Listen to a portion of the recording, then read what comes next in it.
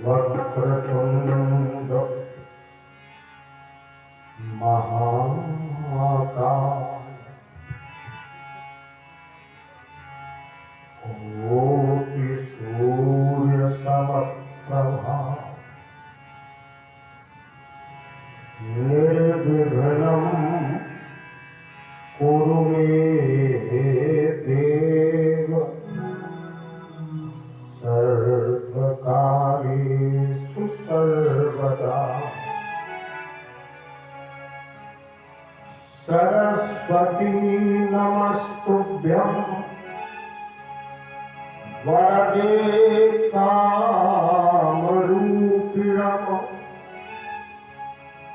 कथारम्भं करिष्यामि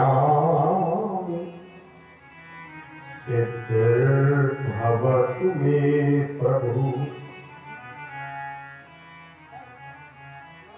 गंगातरंगरमणीय जटाकलापम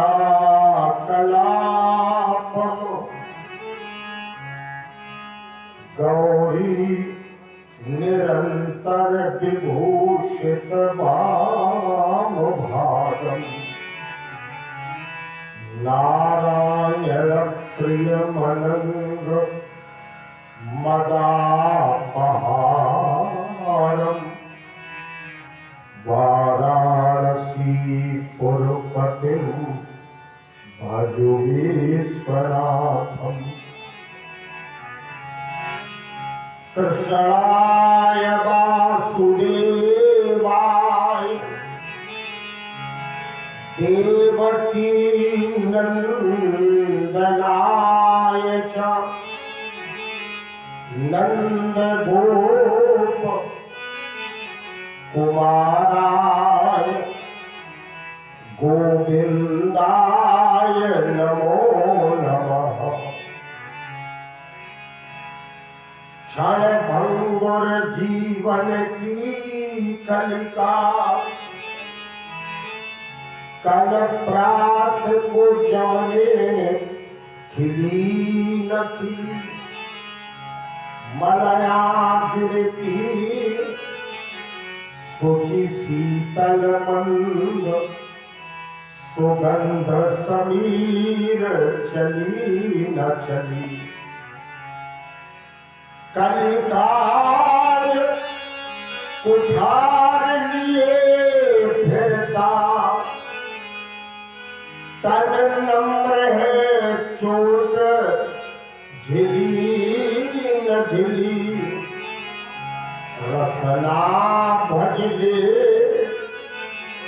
हरि नाम अभी जाने अंत समय पे चली ना चली। लेत सदा सुध दीन की सहज दया के धाम। जननी जनक इस विश्व के तुम्हें बारंबार प्राण। राधे मेरी स्वामी मैं राधे तिरुदास। जन्म जन्म मोह दीजिए वृंदावने मेरे पास। जय जय श्री राधा रमण जय जय नवल किशोर। जय गोपी चित चोर प्रभु जय जय माखन चोर। प्रेम से बोलिए भागवत भगवान की वृंदावन बिहारी लाल की सदगुरुदेव भगवान की अपने अपने पितरगणों की जय। ब्रह्मदेव बाबा की जय। ग्राम के सभी देवी देवताओं की जय। समस्त तीर्थों की जय जय जय श्री राम। हमारे भगवत कृपा के पात्र वीरेंद्र सिंह जी का यह अनुष्ठान आज से प्रारंभ हो रहा है। गया जी जाने के बाद श्रीमद् भागवत महापुराण की पावन कथा जो भक्त लोग श्रवण करते हैं, गया जी गए लेकिन कथा फिर भी सुनते हैं। तो इसका कारण क्या है? आखिर वो कौन सी बात है कि गया श्राद्ध करने के बाद भी हमें भागवत जी की कथा जरूर सुननी पड़ती है। इसका ही आज चरित्र प्रस्तुत किया जाएगा। मैं निवेदन करूं, मैं निवेदन करूं कि जिस पवित्र पुराण की कथा आप सभी भक्त सुनने के लिए एकत्र हुए, इसकी रचना द्वापर के अंत में वेद व्यास जी ने सरस्वती नदी के पवित्र किनारे पर बैठ करके की थी। शब्द पर ध्यान देना, लिखा नहीं था, रचना की थी। जैसे रामचरितमानस की रचना की है भगवान शिव ने, रचि महेश निज मानस राधा, और तुलसीदास जी महाराज ने इसको लिखा है। जो भगवान शिव की रचना थी, बाबा कहते हैं भाषा बद्ध करब मैं सूई, वही रचना, उसको मैं शब्दों के वस्त्र पहना करके समाज के लिए समर्पित करता। तो लिखा है तुलसी। वैसे भागवत रची है वेद व्यास जी, और इसको लिखा है भगवान गणेश जी। इसमें 335 अध्याय हैं, 12 स्कंद हैं, और भागवत जी का एक मूल मंत्र है ओम नमो भगवते वासुदेव। आज का समाज केवल एक प्रकार की उन्नति की ओर अग्रसर है, और वो उन्नति है आर्थिक। प्रत्येक मनुष्य वर्तमान युग में आर्थिक विकास करना चाहता है,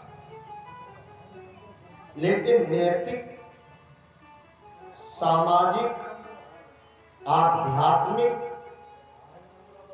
इस विकास की दिशा में मानव उदासीन हो गया है। धर्म, संस्कृति और मानवीय मूल्यों से हमारा मन हटके केवल अर्थोपार्जन में लगा हुआ है। तो इस प्रकार के भीषण समय में, कलिकाल में, केवल भागवत की कथा ही जीव को परम शांति प्रदान करती है। और जो पितर हमारे मुक्त नहीं हो पाए भागवत जी की कथा सुन के, वो भी भवसागर से पार हो जाते हैं। लेकिन शर्त यह है कि श्लोकबद्ध भागवत की कथा। तो इन तमाम विषमताओं के बीच भागवत समस्त ग्रंथों में, पुराणों में सर्वश्रेष्ठ है। क्योंकि पुराणेषु तिलका, पुराणों में ये तिलक है। रोगों से मुक्ति प्राप्त करनी हो तो भागवत में प्रसंग मिलेंगे और हम आपको समय समय पर संकेत भी करते रहे। भवसागर से पार होने के लिए परीक्षित जी ने सब कुछ छोड़ करके कथा सुनी थी। ज्ञान, वैराग्य और भक्ति के कष्ट को दूर करने के लिए सनत कुमारों से देवर्षि नारद ने ये प्रसंग सुना था। जीवन के किसी भी क्षेत्र में यदि हम विकास चाहते हैं तो श्रीमद् भागवत महापुराण की कथा हमें जरूर श्रवण करनी चाहिए। मेरे शब्द पर ध्यान देना, मैं ये नहीं कह रहा हूं कि करानी चाहिए, क्योंकि कराते तो आप नहीं हैं। कराता कौन है? तो भागवत में एक प्रमाण है कि जन्मांतरे भवेत पुण्यम तदा भागवतम लभेत। जब कई जन्मों के पुण्य हमारे एकत्र होते हैं तब हमें भागवत की कथा कराने का अवसर प्राप्त होता है। ये ठाकुर जी की कृपा पर है। आइए दो पल प्रभु नाम की चर्चा करते हुए और भागवत जी की महिमा गाते हैं। और अब लगभग घंटे, डेढ़ घंटे तो माने के चलिए, इसके नीचे तो समय लगने ही नहीं है। प्रेम से बोलो राधे। मुकुंद माधव गोविंद बोल, मुकुंद माधव गोविंद बोल, केशव माधव हरि हरि बोल, केशव माधव हरि हरि बोल। मुकुंद माधव गोविंद बोल, मुकुंद माधव गोविंद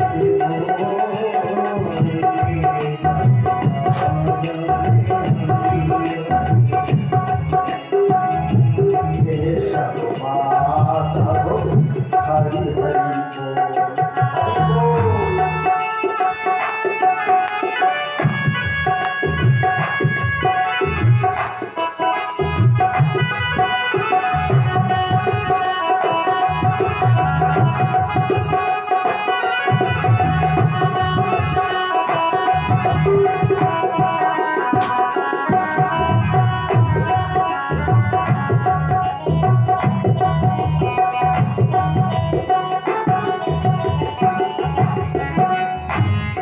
तुम्ही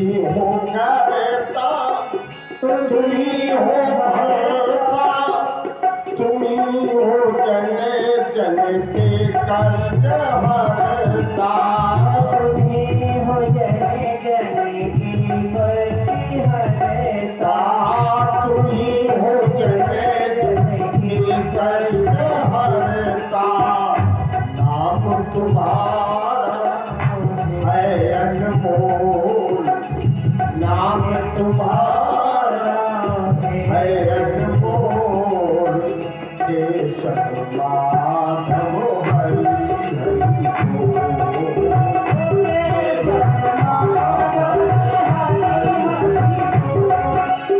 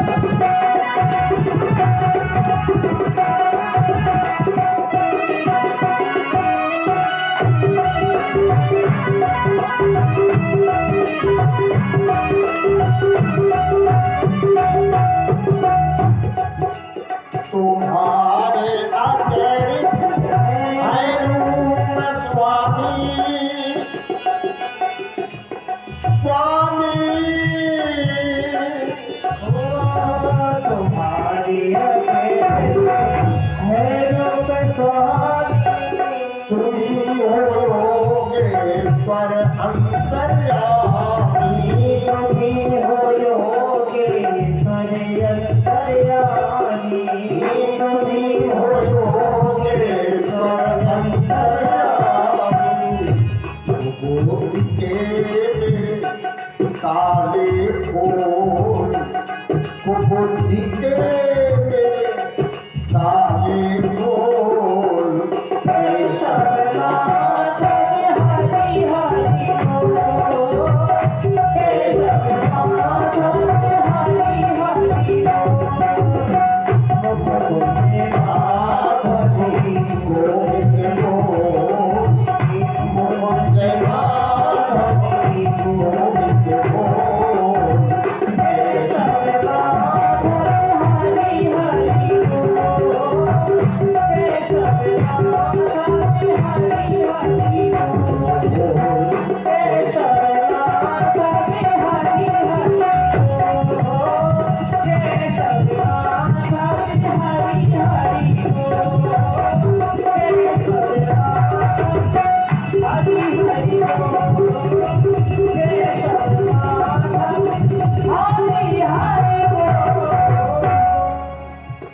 प्रेम से बोलिए भागवत भगवान की जय।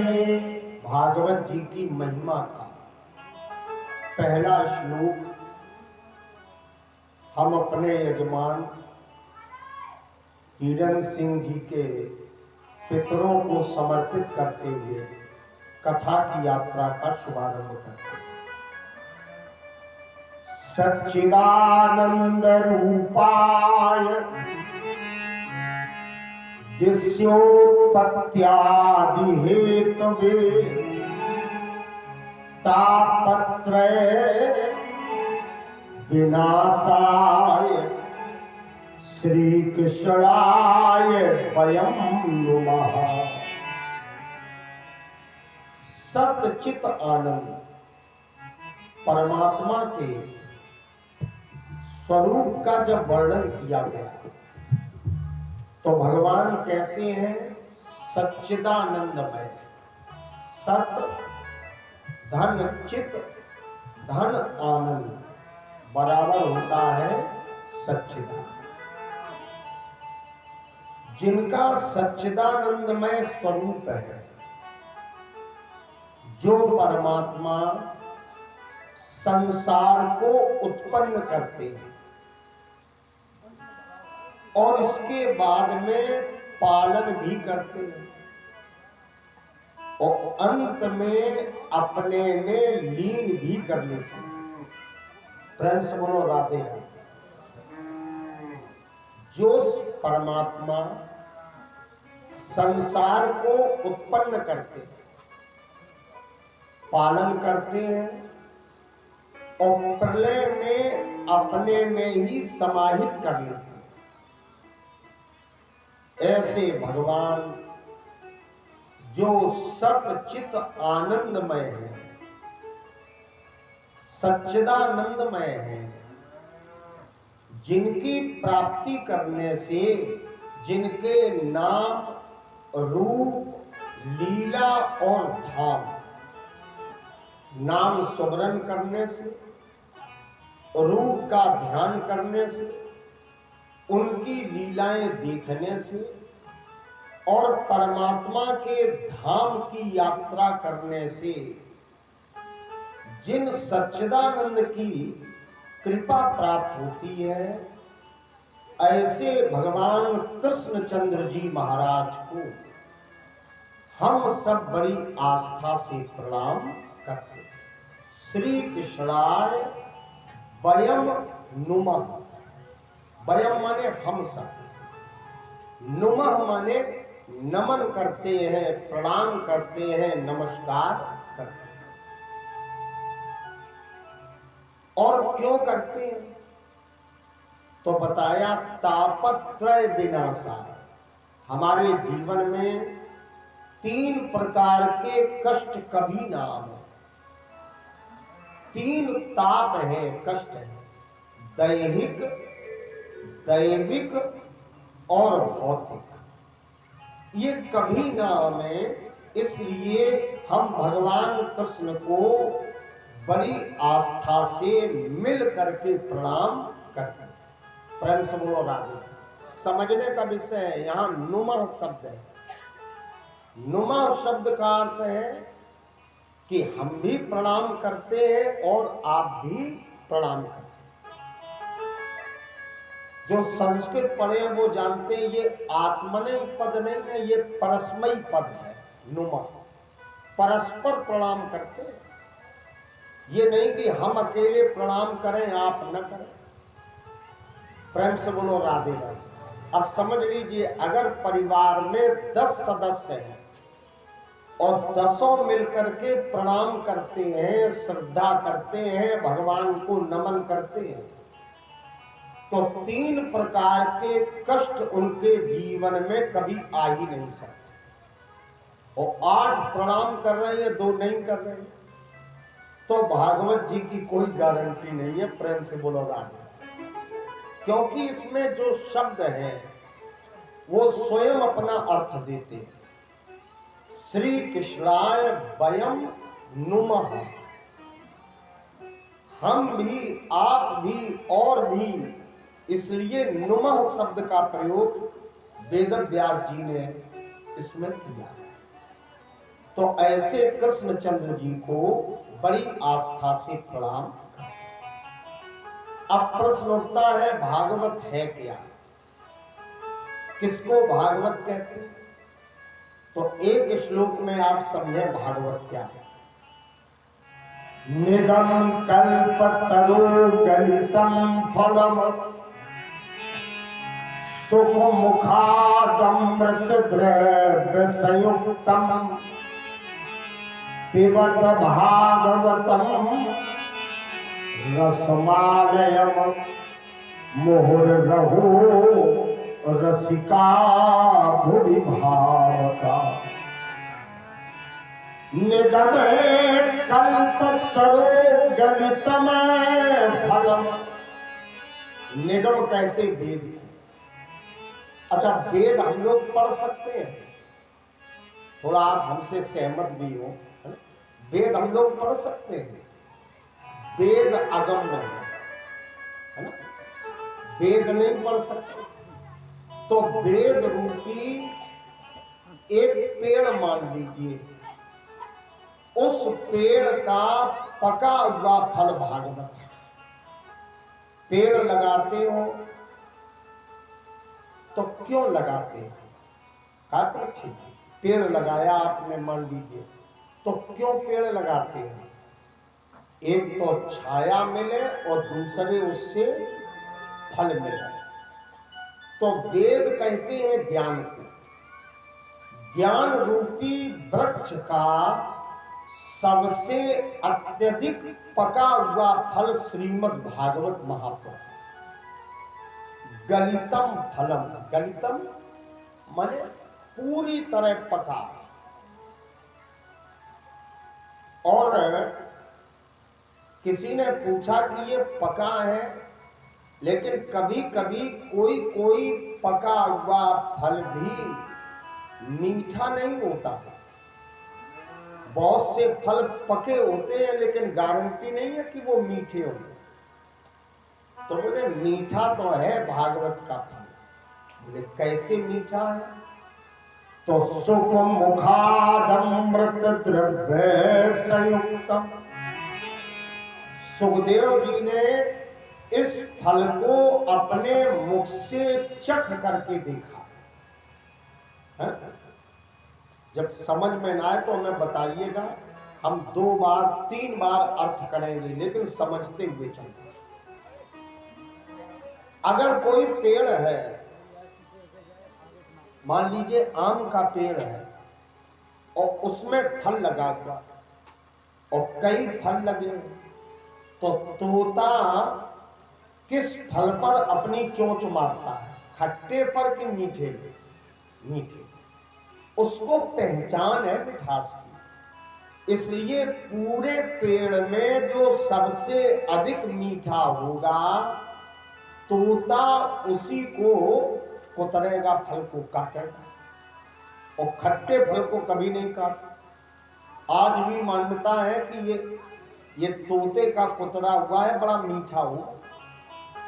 तो ज्ञान रूपी पेड़ पर जो भागवत रूपी फल है, इसको सुखदेव जी ने अपने मुख से चखा है। प्रेम से बोलो राधे राधे। यहाँ तो भागवत बहुत होती है, प्रतिवर्ष सुनते हो तो बड़ी जल्दी समझ में आ जानी चाहिए, है ना? फल तो और भी है ज्ञान में।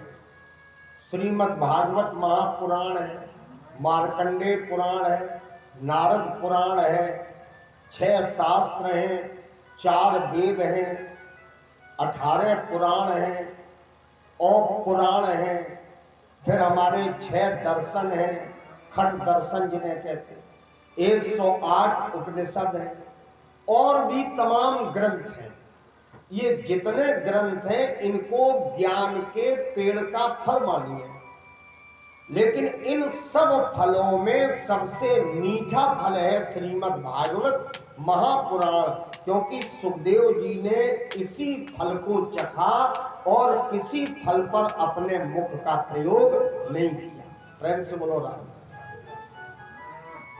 तो भैया जब मीठा है तो करना क्या है, तो आगे वर्णन करते हैं व्यास जी। पिबत भागवत रस मालयम। भागवत रूपी सुंदर रसीले फल को, मीठे फल के रस को हम लोग मिल करके पिए। अब पिए कहां से? बोले दोना बनाइए और दोना भर भर के पिए। दोना काहे के? कान के, है ना? मुख से नहीं। रामचरित का सहारा ले तो करिय श्रवण पुट पान। अपने कानों को मुंह मान करके और जितना हो सके उतना पियो, और एक बार नहीं, मुहुर रहो, बार बार पियो। और जब बार बार पियोगे तो भगवान की कथा के रसिक हो जाओगे और भावुक हो जाओगे और भगवत कृपा प्राप्त करने के अधिकारी बन जाओगे। प्रेम से बोलो राधे। अब प्रश्न हुआ कि भाई इस मर्त लोक में सबसे पहले ये अमृत, ये रस किसने पिया, है ना? तब ये सुंदर प्रसंग आया कि एक बार देवर्षि नारद ने वीणा उठाई, हरिगुण गाते, वीणा बजाते संत नारद समस्त तीर्थों में गए। लेकिन देखा कलियुग में तीर्थों का कोई प्रभाव नहीं रहा। मंदिरों में गए, साधु संत महात्माओं के पास कलियुग में देवर्षि नारद गए, लेकिन न तो कोई सिद्ध पुरुष मिला, न कोई योगी मिला, न कोई बैरागी मिला। नैव साधु नैव योगी, न कोई सिद्ध है, न कोई साधु है, न कोई बैरागी। अब नारद जी देख रहे हैं कि कलियुग में प्रत्येक मनुष्य किसी न किसी समस्या से दुखी है। इतने लोग बैठे हैं, लेकिन एक भी व्यक्ति ये नहीं कह सकता कि हमारे जीवन में कोई समस्या नहीं है। प्रेम से बोलो राधे। क्यों परीक्षित जी, ऐसा है कोई न कोई समस्या प्रत्येक जीव के जीवन में है। कलियुग में दुखी ज्यादा है मनुष्य। कलियुग में भाग्य साथ नहीं दे रहा। कलियुग में परिवार बढ़ते जा रहे हैं, भाई भाई के बीच में प्रेम नहीं है, आत्मीयता नहीं है, दिलों में स्नेह नहीं है। संस्कृति, परिवार, समाज ये सब बढ़ता जा रहा है और मनुष्य दुखी होता जा रहा है। अल्प मृत्यु होती है, परिश्रम अधिक करते हैं, परिणाम प्राप्त नहीं होता। नारद जी ने संपूर्ण पृथ्वी पर घूम करके जब देखा तो निर्णय किया कि आखिर हो क्या रहा है। जब ये सब हो नहीं रहा, धर्म नहीं हो रहा, और धर्म भी जहां हो रहा है वहां दिखावा हो रहा। हम धर्म का काम कर रहे हैं, बहुत लोग जाने माने यश के लिए कर रहे हैं। आदि आदि जब नारद दुखी हो गए तो वर्णन करते हैं कि नारद जी ने ये सब देखा तो सोचने लगे आखिर कलयुग में हो क्या रहा है, या ये दुर्दशा जीव की क्यों है, मनुष्य इतना परेशान क्यों है। तो भागवत में इसका निर्णय मिलता है, जरा श्रवण करें श्लोक। सत्यम नास्ति तपा शौचम दया दानम न विद्यते उदरा भरणौ जीवा पराकाकूट भाषणा। सत्यम नास्ति, कलयुग में सत्य नहीं दिखाई पड़ता। प्रेम से बोलो राधे। अब आप अगर भागवत की सुन रहे हैं तो एक रामचरित का प्रमाण ले लो, झूठ ही लेना झूठ ही देना, और झूठ ही भोजन और झूठ चबेना, तो सत्य नहीं है कलयुग। तपा शौच में, कलयुग में कोई तपस्वी नहीं है। प्रेम से बोलो राधे राधे। बड़ी बड़ी जटाएं और माला चल रही है। अब माला कैसे घुमानी चाहिए, कहाँ मन का पकड़ना चाहिए, इससे मतलब नहीं है, चल रही है माला, माला भी चल रही है और मन भी चल रहा है। तपस्या कोई नहीं करना चाहता कलयुग में पवित्रता नहीं है। और जो थोड़ी बहुत बची थी, पहले तो मन पवित्र नहीं, हमारा भोजन पवित्र नहीं, हमारी बातें भी पवित्र नहीं, हमारा मुख पवित्र नहीं, और थोड़ी बहुत बची थी तो बफर सिस्टम ने और पवित्रता ले डाली। पवित्रता नहीं है, सत्य नहीं है, तपस्या कोई करना नहीं चाहता। अब जरा व्याख्या हम कर रहे हैं। विद्यार्थी की तपस्या क्या है? पढ़ना। क्या ईमानदारी से पढ़ता है? क्या वो अध्ययन तपस्या मान के करता है? अध्यापक की तपस्या है कि पूरी ईमानदारी के साथ विद्यार्थी को शिक्षा देना। क्या अध्यापक पढ़ाता है पूरी ईमानदारी से?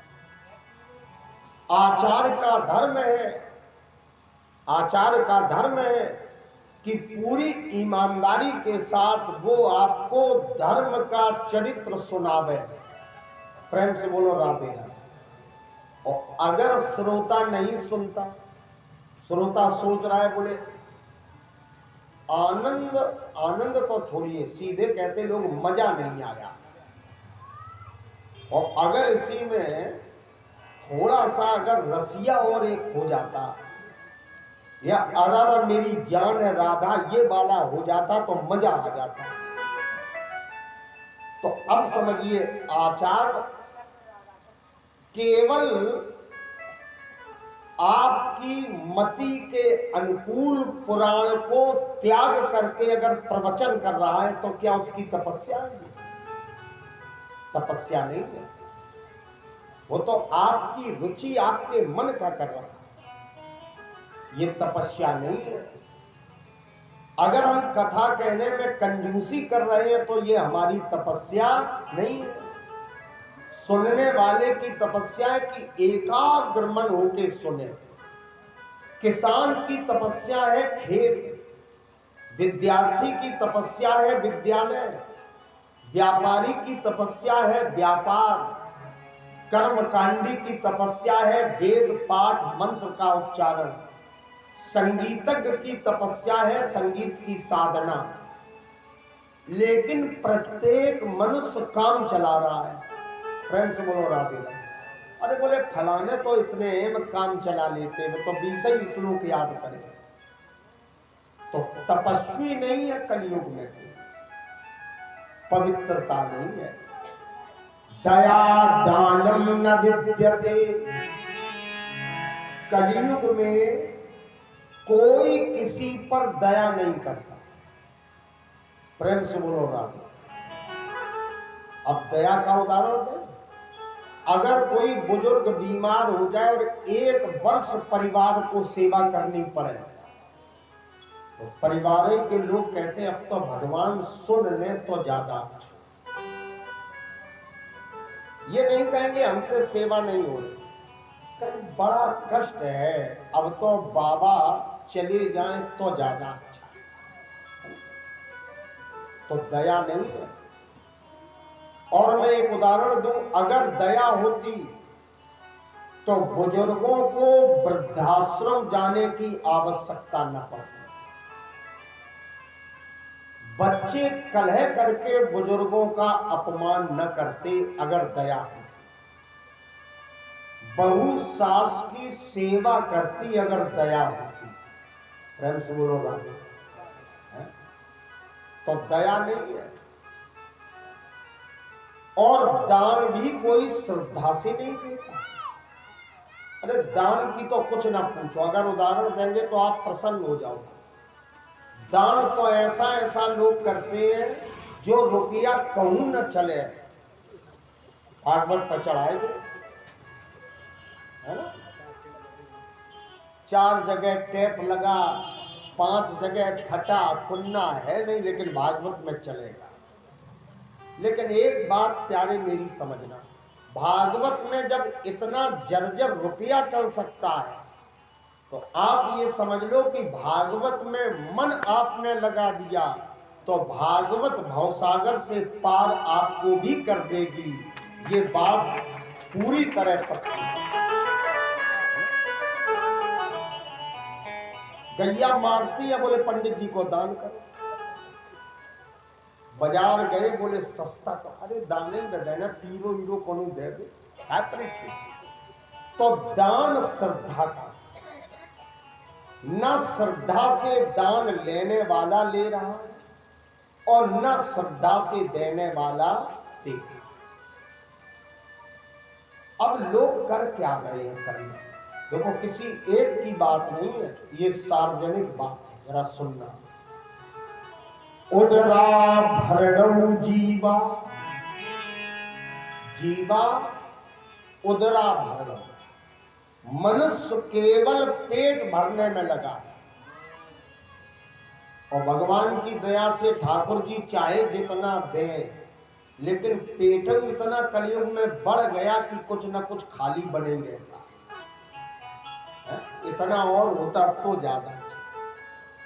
उदरा भरणौ जीवा, बरा का कूट भाषण। घर की जो देवियां हैं, माताएं हैं, परीक्षित जी वो कूट बोलने लगे। कठोर नहीं, कूट। कठोर शब्द तो केवल ऐसे होते हैं कि अगर वो घाव कर दे कठोर शब्द, तो कोमलता का मलहम लगाया जा सकता है। भैया आपने सवेरे कठोर बोल दिया और सायंकाल कोमल बोल दिया तो बात बराबर है। और कूट उसको कहते हैं जिसका कोई विलोम शब्द ही नहीं है। कभी कभी माताएं कह देती हैं, बहुएं कह देती हैं कि अगर हमारे पिताजी मोटरसाइकिल न लेते तो तुम्हारी तो पुरखा कबू न खरीदते। अब ये कठोर नहीं है, ये कूट है। बड़ा का कूट भाषण। नारद जी देख रहे हैं कि कलयुग में देवियां कूट बोलने लगी और आगे बढ़े।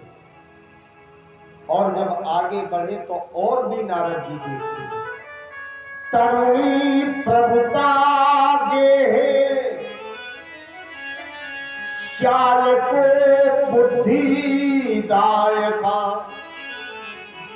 कन्या विक्रयो लोभात दंपति नाम चकल कलम।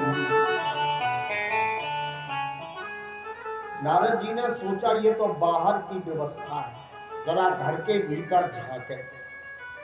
तो संत की दृष्टि घर के भीतर देखा तो नारद जी सोच रहे हैं कि यहां तो पुरुष की तो चलती ही नहीं है। तरुणी प्रभुता गेह, गेह माने घर में, तरुणी माने जवान स्त्री का, प्रभुता माने शासन है। घर में जवान स्त्री का शासन चल रहा है, समझ गए, मालकी चल रही है। बेचारी जो बूढ़ी माता जी है वो कोने में किनारे बैठी, और जो नई बहू आई जिसको जानकारी नहीं, जिसने अपने जीवन में उतार चढ़ाव नहीं देखा, जिसको अनुभव नहीं है? वो बेचारी, बेचारी क्या कहो, वो तो हनक के साथ राज्य कर रही, बहुएं राज कर रही हैं और सासें किनारे लगी हैं। ऐसे एक बात की अच्छाई है कि तिगाई में नहीं है, ऐसा है ना, ये अच्छी बात है। तरुणी प्रभुता गे श्याल को बुद्धि दायका।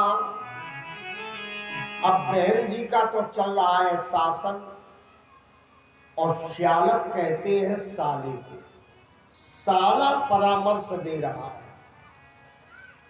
बहन जी दबियो कतई ना, दब गई तो जिंदगी भर दबी रहे, तो साले साहब परामर्श दे। और जब से ये जियो वाला सिम और चला तब से जल्दी जल्दी परामर्श मिल रहा। पहले तो चिट्ठी कभी 10 दिन में 15 दिन में आती थी, काय परीक्षित, अब तो बस नंबर मिलाया छत पे जाके, अच्छा आज ये बात हुई। क्योंकि ये देखो पढ़ के भी मैं बता रहा हूँ, अनुभव भी है हमें, क्योंकि अब अवस्था इतनी तो हो ही गई कि सामाजिक अनुभव हो गया। श्याल को बुद्धिदायका, साला परामर्श देता है। और मैं आपको कथा में बता रहा हूं, सावधान रहना, जहां साले का परामर्श अधिक माना जाता है वहां महाभारत का युद्ध होता है। अगर शकुनी का परामर्श धृतराष्ट्र न मानते तो एक ही गोद में पलने वाले कौरव और पांडवों के बीच महाभारत का युद्ध कभी नहीं होगा। तो साले की मानो, लेकिन जितनी उचित है उतनी ही बात। कन्या विक्रयो लोभा, कलयुग में संबंध नहीं हो रहे, कलयुग में संतानें लोभ के कारण बेची जाती है ना। अब व्याख्या करने की जरूरत नहीं। कन्या का पिता वर के पिता से अपनी कन्या के लिए वर खरीदता है पैसे देके, तो संबंध नहीं है, अब अनुबंध होता है। इतने रुपए हैं तो बात करो, अन्यथा दूसरा घर देख लो, तो ये संबंध नहीं। संतानें बेचता है। कन्या विक्रयो लोभा, दंपति नाम च कलकलम, पति पत्नी जो प्रेम का संबंध है इसमें भी प्रतिदिन कलह होता है। प्रेम से बोलो राधे। पति पत्नी ये प्रेम का संबंध है, लेकिन इसमें भी कलह। वैसे यहाँ की माताएं नहीं कलह करती, अपाय अपाय मनई से कोई नहीं लड़ती, लेकिन भागवत में ये कहा गया है कि दंपति नाम चक्कल कनम। कलहे नारद जी और आगे बढ़े, बढ़ते बढ़ते